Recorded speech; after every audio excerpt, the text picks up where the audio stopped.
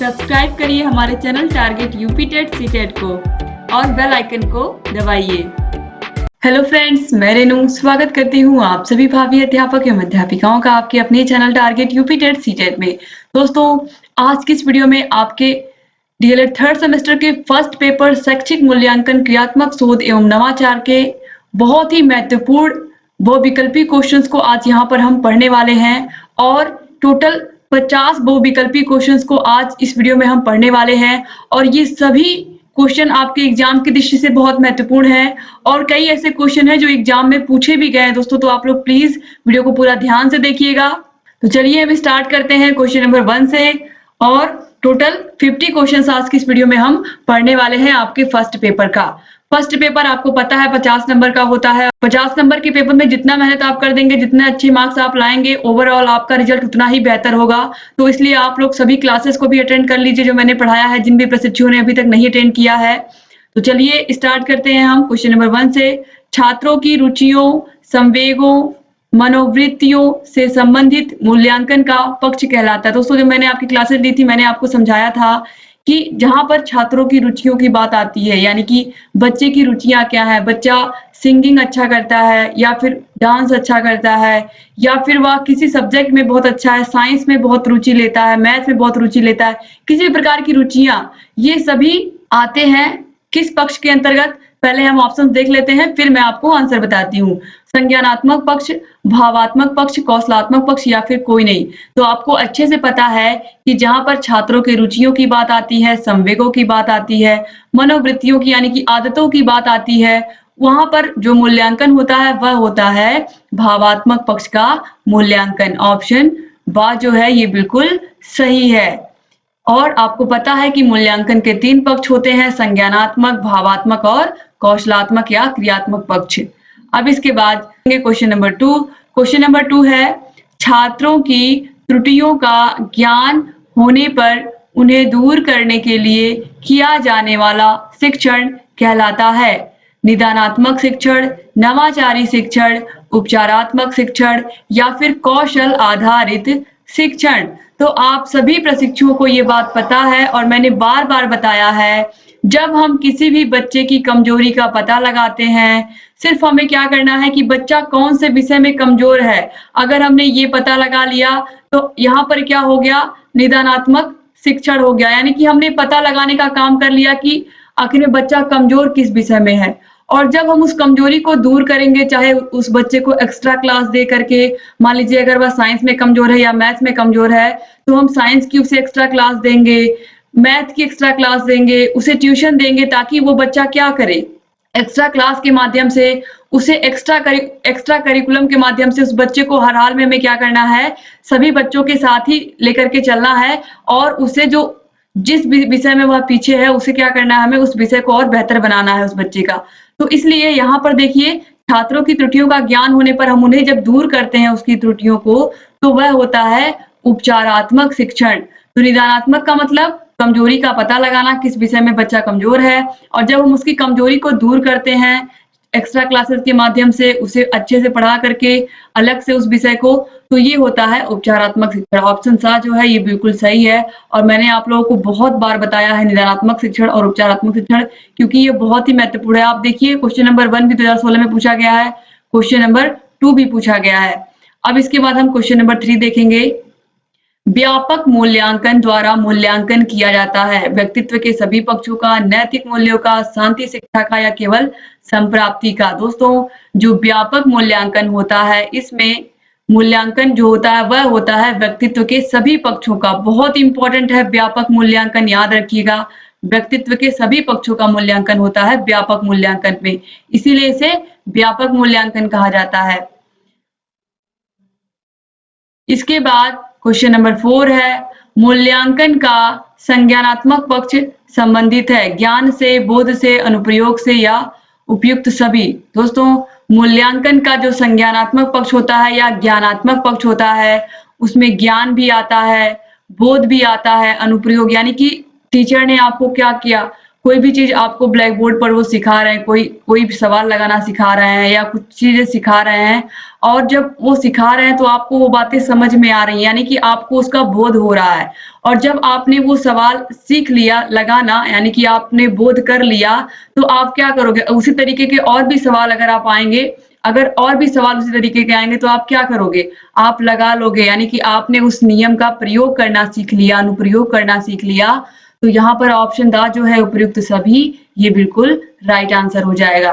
इसके बाद question number 5 है, सतत मूल्यांकन कहलाता है। दोस्तों, सतत मूल्यांकन यहाँ ऑप्शंस में दिया है कि सत्र के अंत में किया जाने वाला मूल्यांकन, सत्र के मध्य में किया जाने वाला मूल्यांकन, नित्य प्रति किया जाने वाला मूल्यांकन या फिर उपयुक्त सभी। दोस्तों, जो सतत मूल्यांकन है यह नित्य प्रति किया जाने वाला मूल्यांकन, यानी कि जो लगातार मूल्यांकन किया जाता है बच्चों का, वही होता है सतत मूल्यांकन। जैसे कि लगातार टेस्ट का होना, हर मंथ में एग्जाम होना, इससे क्या होता है, बच्चे लगातार जितना सिलेबस टीचर पढ़ाते हैं उतना वो पढ़ते जाते हैं और उनके ऊपर लगातार एक ही बार बर्डन नहीं पड़ता। जैसे कि अगर हम हाफ ईयरली एग्जाम की बात करें तो 6 महीने का पूरा सिलेबस उसमें आता है, और जो एनुअल एग्जाम होता है उसमें पूरा 12 मंथ का आता है। तो इस तरीके से देखा जाए तो बच्चे लगातार उनके ऊपर ढेर सारा प्रेशर पड़ता है, और अगर लगातार हर मंथ में छोटे-छोटे एग्जाम होते हैं तो जितना बच्चे जितने चैप्टर पढ़े रहेंगे उतने का आसानी से वो एग्जाम दे पाएंगे। तो इसे हम क्या कहते हैं? नित्य प्रति किया जाने वाला मूल्यांकन या रेगुलर बेसिस पे किया जाने वाला मूल्यांकन।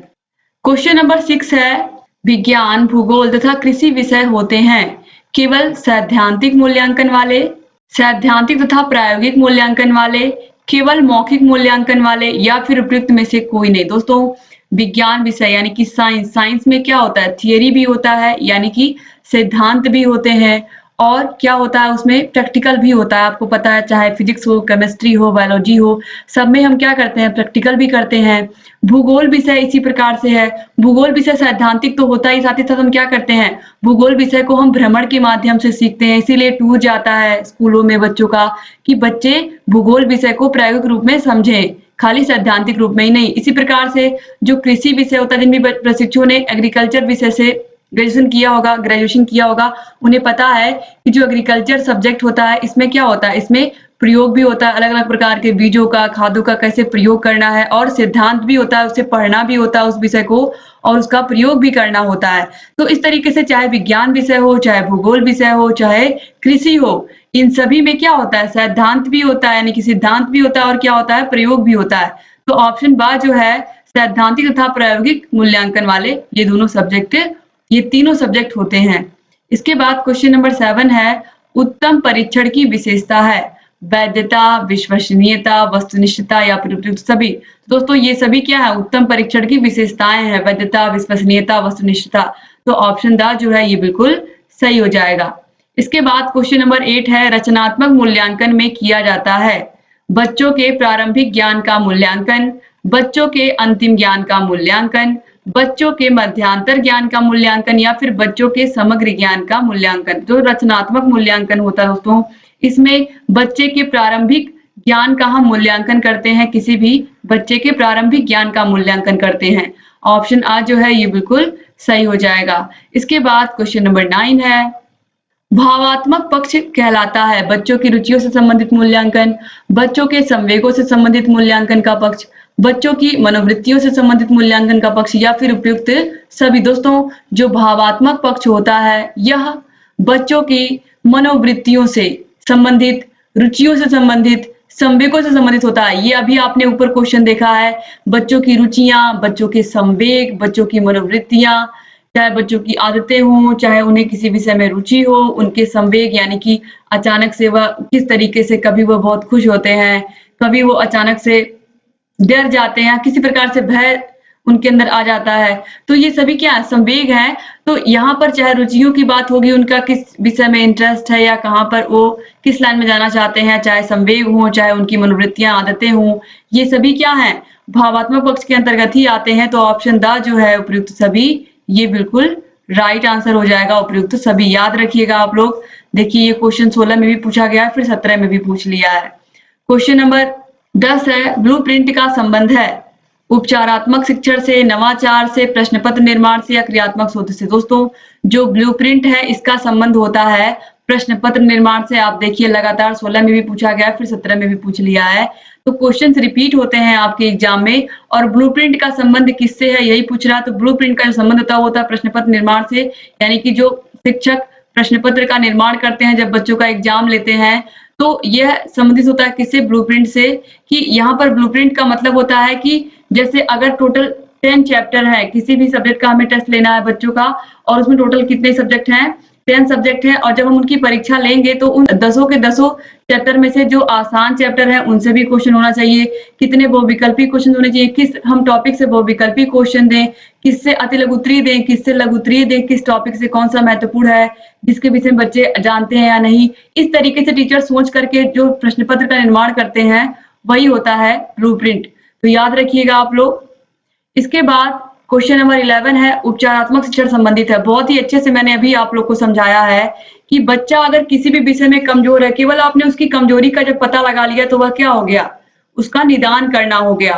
और जब आप क्या करते हैं, उस बच्चे की कमी को, त्रुटियों को दूर कर देते हैं, यानी कि बच्चों के उस विषय को वाकई फिर से अच्छा बना देते हैं उसकी कमियों को दूर करके, तो वह होता है उपचारात्मक शिक्षण।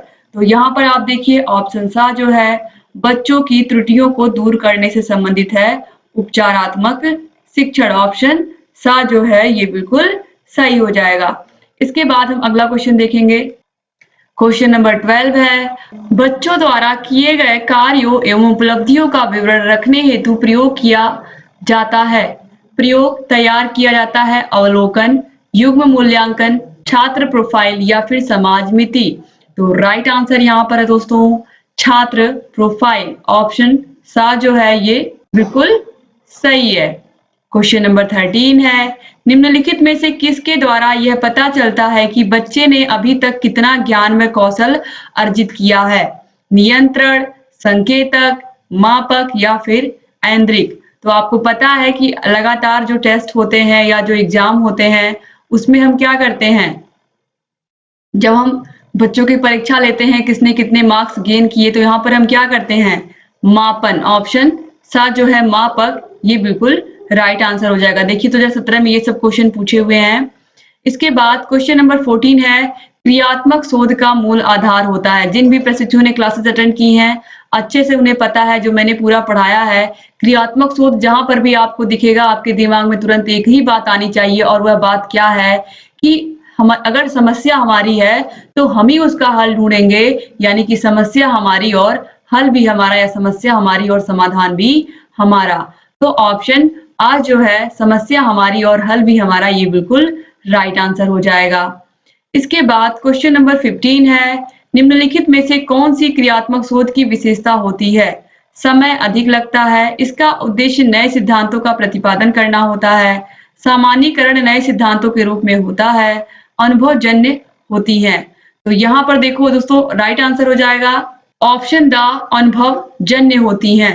ऑप्शन द जो है अनुभवजन्य होती हैं, ये बिल्कुल राइट आंसर है। यानी कि जो क्रियात्मक शोध होता है यह इसकी विशेषता है कि जो समस्याएं होती हैं वो क्या होती हैं, अनुभवजन्य होती है। कहीं ना कहीं हमने उनका अनुभव किया होता है तभी हम उनका समाधान खोजते हैं। ऑप्शन इसके बाद यहाँ पर ऑप्शन द आपने देखा सही है। अब हम अगला क्वेश्चन देखेंगे। अगला क्वेश्चन नंबर 16 है, क्रियात्मक शोध का संपादन कितने चरणों में होता है, 4, 9, 6 या फिर 8। दोस्तों अगर आइडियल स्तर पर हम बात करें, आइडियल लेवल पर अगर हम बात करें, यानी कि अगर आपके टेट के एग्जाम में क्वेश्चन आता है कि क्रियात्मक शोध का संपादन कितने चरणों में होता है, तो आपको राइट आंसर लगाना है ऑप्शन सा, यानी कि 6 चरणों में।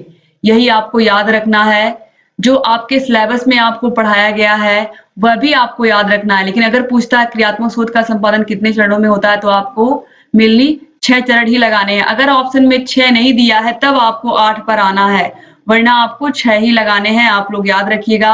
और मैंने आपको क्लासेस में जो पढ़ाया है उसमें मैंने आपको 8 ही पढ़ाया है, या आप लोग जिन भी प्रशिक्षुओं ने पढ़ा है उनको पता होगा 8 चरण होते हैं। लेकिन अगर आइडियल स्तर पर हम बात करें तो 6 चरण ही होते हैं मुख्य रूप से। लेकिन जब आपको लिखने को आएगा तो आप 8 लिखिएगा, लेकिन जब अगर बहुविकल्पी क्वेश्चंस में 6 दिया है तो आप 6 आंसर को ही सही मानिएगा। क्योंकि जो मनोविज्ञान की किताबें हैं उनमें ऑप्शन जो यहाँ पर 6 दिया हुआ है, यानी कि क्रियात्मक शोध के 6 चरण ही माने गए हैं। आपकी बुक में 8 दिया है तो मैंने 8 चरण पढ़ाया है दोस्तों, लेकिन अगर बहुविकल्पी क्वेश्चंस में आता है तो आपको 6 ही लगाने हैं। अगर 6 नहीं दिया है तब आपको 8 पर आना है। ठीक है, अब हम अगला क्वेश्चन देखेंगे, क्वेश्चन नंबर 17। क्रियात्मक शोध में समस्या की पहचान करते समय होने वाले तथ्यों की जानकारी के अंतर्गत नहीं करना है या नहीं करता है क्या? पर व्यक्ति, गुणवत्ता, समय, मूल्यांकन। दोस्तों, क्रियात्मक शोध में समस्या की पहचान करते समय होने वाले तथ्यों की जानकारी के अंतर्गत नहीं करता है पर व्यक्ति। ऑप्शन आ जो है पर व्यक्ति से यहाँ पर मतलब नहीं होता, यहाँ पर गुणवत्ता, समय, मूल्यांकन का ज्यादा महत्व होता है। क्वेश्चन नंबर 18 है, क्रियात्मक सोच से किसी समस्या का प्रस्तावित उत्तर कहलाता है। दोस्तों, क्रियात्मक सोच से किसी समस्या का प्रस्तावित उत्तर कहलाता है संकल्पना, पूर्व हल, पूर्व उत्तर या परिकल्पना। दोस्तों, राइट आंसर यहाँ पर है ऑप्शन द, परिकल्पना। यानी कि जो परिकल्पना होती है ये क्या होती है? समस्या का प्रस्तावित उत्तर। अब यहाँ पर मैं इसको आपको समझाती हूँ। कोई भी समस्या हमारे सामने आती है, कोई भी समस्या हो तो हम क्या करते हैं? हम सबसे पहले क्या करते हैं? सोचते हैं, यानी कि कल्पना करते हैं कि इसका कौन सा संभावित उत्तर हो सकता है कि आसानी से इस समस्या का समाधान हम कर सके। कोई भी समस्या हमारे पास आती है तो हम उसका समाधान ही तो ढूंढते हैं। कैसे ढूंढते हैं? सबसे पहले हम सोच करके, संकल्पना, परिकल्पना करके। संकल्पना में दोस्तों परिकल्पना करके हम क्या करते हैं या कल्पना करके सोचते हैं।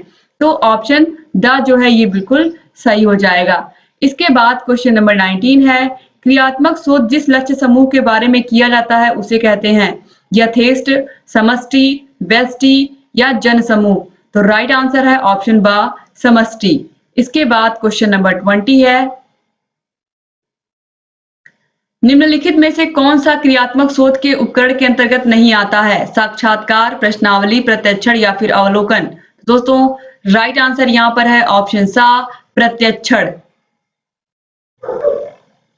क्वेश्चन नंबर 21 है, बालक एक ऐसी पुस्तक है जिसका अध्ययन अद्योपांत शिक्षक कक्ष में करता है। यह कथन है प्लेटो का, अरस्तु का, रॉस का या ह्यूम का। दोस्तों, राइट आंसर यहाँ पर हो जाएगा ऑप्शन सा, रॉस का। इसके बाद क्वेश्चन नंबर 22 है, निबंधात्मक परीक्षण के प्रश्न हैं उदाहरणार्थ प्रश्न, पुनः स्मरण प्रश्न, प्रत्याभिज्ञान प्रश्न या बहुवचन प्रकार वाले प्रश्न। तो दोस्तों, राइट आंसर यहाँ पर है ऑप्शन आ, उदाहरणार्थ प्रश्न। क्वेश्चन नंबर 23 है, वस्तुनिष्ठ परीक्षा की विशेषता नहीं होती है समय की मितव्ययिता, फलांकन की सुविधा, पाठ्यक्रम की व्यापकता या रचना एवं प्रशासन की सुगमता। दोस्तों, जो वस्तुनिष्ठ प्रश्न होते हैं, जैसे कि यहाँ पर आप ये सब प्रश्न पढ़ रहे हैं, तो इसकी क्या विशेषता होती है पहले आप ये सोचिए। इसमें वस्तुनिष्ठ प्रश्नों में आपको क्या करना होता है? जो आंसर सही है उसी को आपको लिख देना होता है। जो आंसर सही है उस पर आप क्या कर रहे हो? टिक लगा रहे हो। इसके अलावा फलांकन की सुगमता, अगर 10 क्वेश्चन है, 10 में से 8 के ऑप्शन आपने सही लगाए हैं, 10 में से 8 नंबर आपको मिल गया आसानी से। इसके अलावा यहाँ पर द ऑप्शन है रचना एवं प्रशासन की सुगमता। इन्हें हम आसानी से बना भी लेते हैं और आसानी से यह चेक भी हो जाते हैं, ये कॉपियां चेक भी हो जाती हैं और एग्जैक्ट नंबर भी बच्चों को मिल जाता है। यहाँ पर दिया है पाठ्यक्रम की व्यापकता, यह वस्तुनिष्ठ परीक्षा की विशेषता नहीं है। ऑप्शन सा जो है ये बिल्कुल सही हो जाएगा। बाकी ऑप्शन आ, बा और द ये क्या है? वस्तुनिष्ठ प्रश्नों की विशेषताएं हैं। क्वेश्चन नंबर 24 है, समस्या हमारी और हल भी हमारा, ये किसका लक्ष्य है? बिना कहे आपको इसका आंसर पता है कि इसका आंसर राइट क्या है? क्रियात्मक शोध। जहां पर भी आया समस्या हमारी और हल भी हमारा, क्रियात्मक शोध। मैंने आपसे कहा है कि क्रियात्मक शोध जहां भी आपको दिखेगा आपके दिमाग में ये बात होनी चाहिए कि समस्या हमारी और हल भी हमारा। लगातार 2016 में, 2017 में, 2018 में ये क्वेश्चन पूछा गया है, तो आप समझ सकते हैं कि क्रियात्मक शोध ये जो टॉपिक है ये कितना महत्वपूर्ण है। क्वेश्चन नंबर 25 है, शैक्षिक मूल्यांकन का अंग है व्यवहारात्मक अनुभव, प्रेरणात्मक अनुभव, स्मृति अनुभव या फिर अधिगम अनुभव। दोस्तों, राइट आंसर है अधिगम अनुभव। यानी कि शैक्षिक मूल्यांकन जो होता है वह इसीलिए किया जाता है कि बच्चे कितना सीख रहे हैं। अधिगम का मतलब क्या होता है? सीखना होता है ना, ऑलरेडी ये आप लोग पढ़ चुके हैं।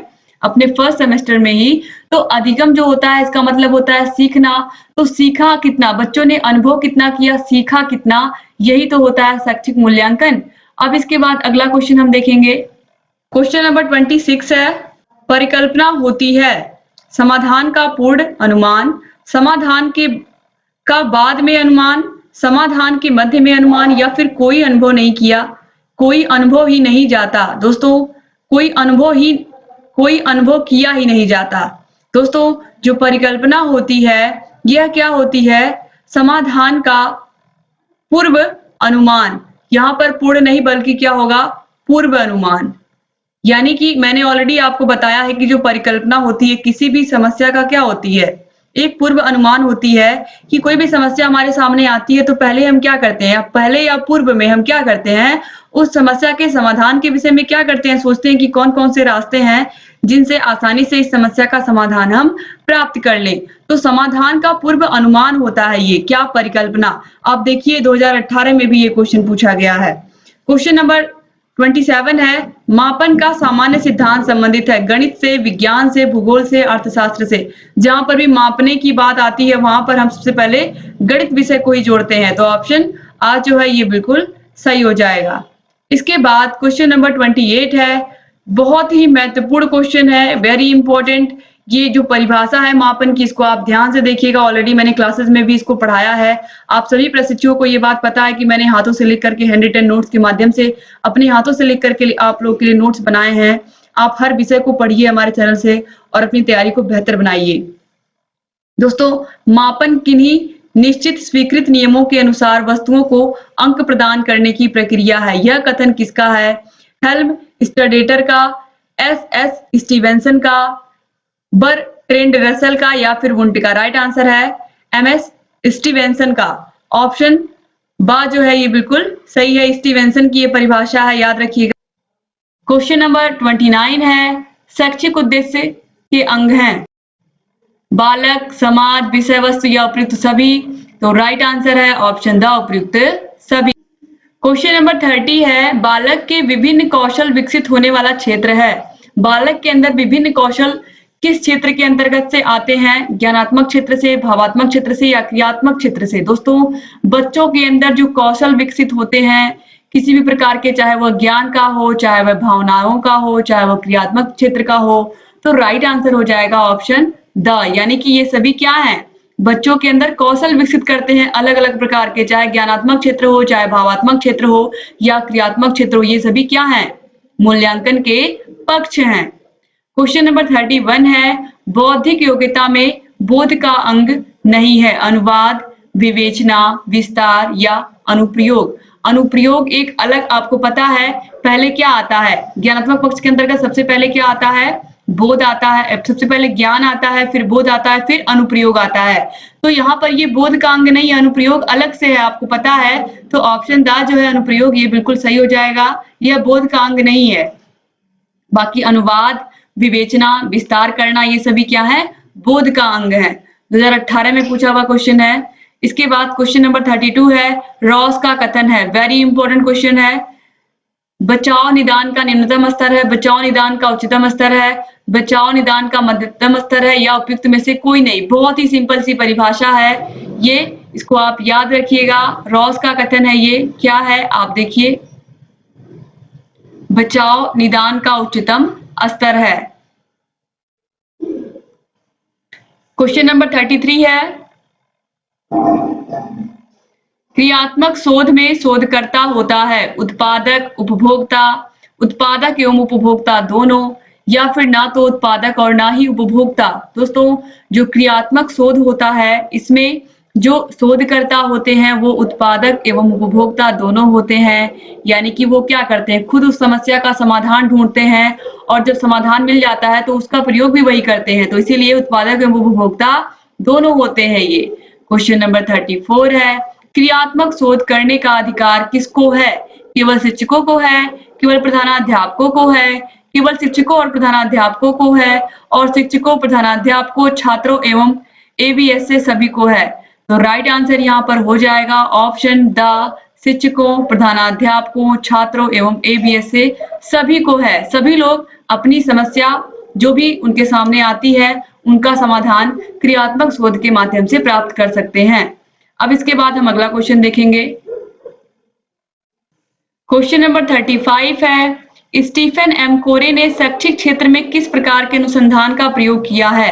क्रियात्मक शोध, मौखिक शोध, ऐतिहासिक शोध या वैज्ञानिक शोध? आपको पता है कि क्रियात्मक शोध का ये पूरा कॉन्सेप्ट है, ये किसने दिया है? स्टीफन एम कोरे ने दिया है। बहुत ही अच्छे से मैंने आप लोगों को ये क्लासेस में पढ़ाया भी है दोस्तों स्टीफन एम कोरे के विषय में। तो ऑप्शन आ जो है क्रियात्मक शोध, ये बिल्कुल राइट आंसर हो जाएगा। जहां पर भी क्रियात्मक शोध आएगा आपको याद रखना है कि यह किससे संबंधित है? स्टीफन एम कोरे से। इसके अलावा समस्या हमारी और समाधान भी हमारा, और भी बहुत सारी चीजें हैं जो मैंने आपको पढ़ाया है, आप उन सभी को बढ़िया से देखिए और जितनी चीजें यहाँ पर मैं आप लोग को बता रही हूँ ये भी आप याद रखिए। क्वेश्चन नंबर 36 है, किसी निश्चित प्रयोजन को ध्यान में रखकर जब हम यह देखते हैं कि उसको पूरा करने में वह वस्तु विचार क्रिया कहाँ तक उपयोगी है का निर्णय कहलाता है। ऑप्शंस हैं विश्वसनीयता, अनाच्छादन, आच्छादन, मूल्यांकन या फिर समाज मिति। दोस्तों राइट आंसर यहाँ पर है ऑप्शन स, मूल्यांकन। यानी कि हम क्या करते हैं, किसी निश्चित प्रयोजन को ध्यान में रखकर जब हम यह सोचते हैं कि उसको पूरा करने में वह वस्तु विचार क्रिया कहाँ तक उपयोगी है का निर्णय ही होता है मूल्यांकन। हम मूल्यांकन में क्या देखते हैं? मूल्यांकन में हम क्या करते हैं कि वाकई जो चीजें हमने किसी बच्चे को सिखाई है या एज ए टीचर अगर हम बच्चे को सिखा रहे हैं तो वाकई उसे कितना ज्ञान हुआ है, कितना अनुभव हुआ है, बच्चे ने कितना सीखा है, यही हम क्या करते हैं पता लगाते हैं। इसके बाद 37 नंबर क्वेश्चन है, व्यापक मूल्यांकन का आशय होता है व्यक्तित्व के सभी पक्षों के मूल्यांकन से, नैतिक पक्षों के मूल्यांकन से, सामाजिक पक्ष के मूल्यांकन से या बौद्धिक मूल्यांकन से। तो राइट आंसर दोस्तों यहाँ पर हो जाएगा ऑप्शन अ, व्यक्तित्व के सभी पक्षों के मूल्यांकन से संबंधित होता है व्यापक मूल्यांकन। क्वेश्चन नंबर 38 है, क्रियात्मक शोध के प्रवर्तक हैं एस स्टीवेंस, स्टीफन एम कोरे, जीसी हेल्मस्टेटर या फिर ब्रैडफील्ड। तो राइट आंसर है ऑप्शन ब, स्टीफन एम कोरे। क्वेश्चन नंबर 39 है, सतत एवं व्यापक मूल्यांकन का आरंभ कब हुआ था? 2009 में, 2008 में, 2010 में या 2011 में? तो राइट आंसर है 2009 में। क्वेश्चन नंबर 40 है, रीता ने भाषा में 60 अंक प्राप्त किया है। 60 अंक प्राप्त करना क्या है? मापन, मूल्यांकन, परीक्षण या फिर उपलब्धि? तो जहां पर केवल अंक की बात होगी वहां पर होगा मापन। तो ऑप्शन आ जो है मापन, ये बिल्कुल सही हो जाएगा। क्वेश्चन नंबर 41 है, ब्लूम टैक्सोनॉमी विकसित हुई थी 1957 में, 1958 में, 1956 में या 1955 में? तो राइट आंसर है ऑप्शन सा, 1956 में। क्वेश्चन नंबर 42 है, प्रोफेसर स्टीफन एम कोरे की पुस्तक है Origin of Species, essential of education measurement, improve education या फिर improve school practices? Right answer है option D, improve school practices. Question number 43 है, मूल्यांकन की शैक्षिक आवश्यकता किसको होती है? छात्र को, शिक्षक को, अभिभावक को और समाज को, इसके अलावा सभी को? तो मूल्यांकन की जो शैक्षिक आवश्यकता होती है वो सभी को होती है। ऑप्शन द जो है ये बिल्कुल सही है, क्योंकि मूल्यांकन की आवश्यकता जीवन के सभी पक्षों में महत्वपूर्ण है। इसके अलावा मूल्यांकन की आवश्यकता सभी को होती है, चाहे कोई छात्र हो, शिक्षक हो, अभिभावक हो या समाज का कोई भी व्यक्ति हो। क्वेश्चन नंबर 44 है, सामान्य रूप से मूल्यांकन के कितने पक्ष होते हैं? तो मूल्यांकन के 3 पक्ष होते हैं, आप लोगों को पता है, ज्ञानात्मक पक्ष, भावात्मक पक्ष और क्रियात्मक पक्ष। तो दोस्तों यहाँ पर आपको मूल्यांकन के पक्ष का आंसर देना है, लेकिन यहाँ पर पूछा है सामान्य रूप से मूल्यांकन के पक्ष। तो सामान्य रूप में आप अगर ज्ञानात्मक को समझते हैं तो ज्ञानात्मक पक्ष के अंतर्गत जो ज्ञानात्मक पक्ष होता है इसके अंतर्गत इसके अलग अलग 6 स्टेप हैं या 6 सोपान हैं।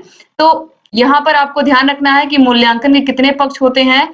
3 पक्ष होते हैं, ज्ञानात्मक पक्ष, भावात्मक पक्ष और संज्ञा संज्ञानात्मक या ज्ञानात्मक पक्ष पहला हो गया, दूसरा भावात्मक पक्ष और तीसरा क्रियात्मक पक्ष। तो जो ज्ञानात्मक पक्ष होता है इसके अंतर्गत 6 प्रकार या 6 स्टेप होते हैं इसके। तो यहाँ पर आपको याद रखना है कि मूल्यांकन के 3 ही पक्ष होते हैं। इसके बाद देखिए, मूल्यांकन प्रक्रिया का केंद्र बिंदु कौन होता है? विद्यार्थी, अध्यापक, विद्यालय। मूल्यांकन प्रक्रिया का केंद्र बिंदु विद्यार्थी, अध्यापक, विद्यालय या प्रधानाचार्य कौन होता है? तो राइट आंसर यहाँ पर हो जाएगा ऑप्शन अ, विद्यार्थी। क्वेश्चन नंबर 46 है, सतत मूल्यांकन से तात्पर्य होता है सत्र में 2 बार परीक्षा लेना, सत्र में 3 बार परीक्षा लेना, सुविधा के अनुसार परीक्षा लेना या सत्र प्रारंभ से सत्रांत तक विद्यार्थी की योग्यता का आकलन करना। तो दोस्तों यहाँ पर जो राइट आंसर है वो है ऑप्शन द, सत्र के प्रारंभ से सत्र के अंत तक विद्यार्थी की योग्यता का आकलन करना, यानी कि लगातार क्या करना? एग्जाम लेना। तो इस तरीके से बच्चों का सिलेबस भी कवर हो जाता है और बच्चे सभी चैप्टर्स को अच्छे से पढ़कर एग्जाम भी दे लेते हैं और उनके ऊपर पढ़ाई का वर्डन भी नहीं आता है, और यही होता है सतत मूल्यांकन।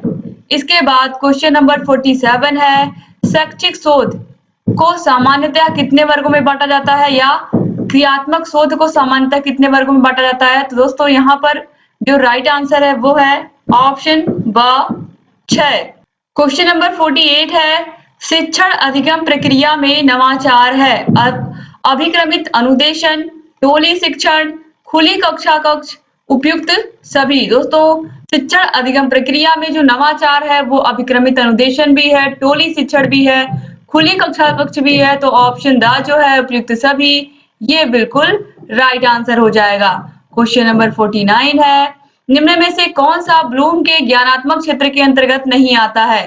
तो ज्ञानात्मक क्षेत्र के अंतर्गत विश्लेषण, संश्लेषण, मूल्यांकन ये सभी आते हैं, लेकिन मूल्य आंकना ये ज्ञानात्मक पक्ष के अंतर्गत ये नहीं आता है। तो ऑप्शन द जो है ये बिल्कुल सही हो जाएगा। क्वेश्चन नंबर 50 है, ब्लूप्रिंट है प्रश्न पत्र की आधारशिला, शिक्षण की आधारशिला, विद्यालय की आधारशिला या इनमें से कोई नहीं। दोस्तों जो ब्लूप्रिंट होता है ये क्या होता है? ये होता है प्रश्न पत्र की आधारशिला। ऑप्शन आ जो है ये बिल्कुल सही है, और ये मैंने आपको पहले भी बताया है ब्लूप्रिंट के विषय में इसी वीडियो में। तो ब्लूप्रिंट के विषय में आप जरूर याद रखिएगा, मैंने कहा था कि ये क्वेश्चन इंपॉर्टेंट है, आप देखिए लगातार पूछा भी गया है। तो दोस्तों यहाँ पर टोटल 50 क्वेश्चन आपके जो बहुत ही महत्वपूर्ण है आपके फर्स्ट पेपर के लिए, शैक्षिक मूल्यांकन, क्रियात्मक शोध एवं नवाचार के लिए यहाँ पर मैंने पढ़ा दिए। फिर मैं और भी क्वेश्चन इसके लेकर के आऊंगी इंपॉर्टेंट, ताकि आप लोग की जो तैयारी है वो बेहतर हो सके।